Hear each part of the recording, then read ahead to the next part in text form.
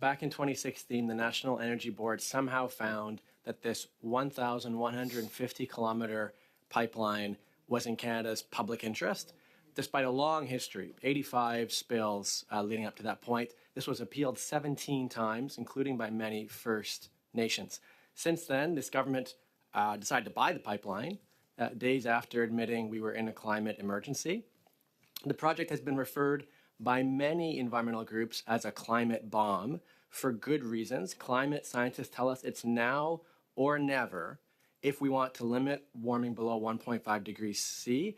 Instead, we just heard this pipeline will send nearly 900,000 barrels of diluted bitumen every day, an additional 84 million tons of carbon pollution every year. Now, a bit of a carbon accounting magic trick. It doesn't show up in our emission profile. It hangs out in other countries. At the same time, major health risks. The Canadian Association of Physicians for the Environment tells us that if a tanker carrying 600,000 barrels even spills two-thirds, only 0.5% reach shore, 25,000 people would need immediate evacuation, 105,000 if it's ignited. It's a financial disaster. The federal government, we've learned, is doing everything possible to create shell companies to hide how much money we've wasted. But the fact is that we've collectively wasted $34 billion, about $2,000 for every Canadian household Point of order, Chair. across We the haven't country. collectively wasted that number. The official opposition has always opposed the government spending that money on colleagues, TMX. sorry, Mr. Morris, colleagues, I would just Just a remind point of everybody order, not we to use to point of apply it orders for accurately. your own debate. You can use that during your own time, ask questions, and provide your comments at that point. But Mr. Morris, I'm going to turn the clock back to you. Thank you, Chair. As I was saying, the federal government bought the pipeline. Every Canadian across the country owns the pipeline. It's about a $2,000 cost to every Canadian household. With all this, turning to the CEO of the Canadian Energy Regulator, would you now say, yes or no, is this project in the public interest?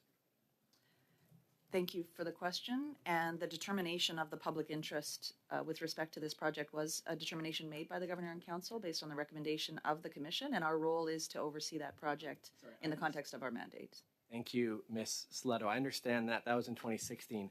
Today, with the information we have now, is your view still that the Trans Mountain Pipeline Expansion Project is in the public interest? Yes or no?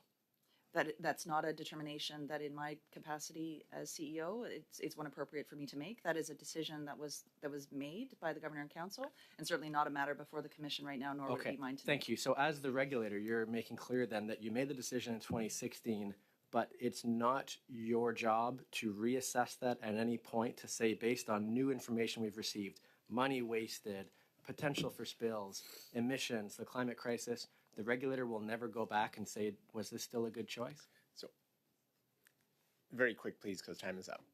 Our role is to ensure that the pipeline is constructed and operated safely, and that the regulatory requirements are met and applied in the context of that role. We have both that safety and economic regulatory mandate, and specifically that role with respect to tolls and tariffs adjudication is right now a matter before the Commission.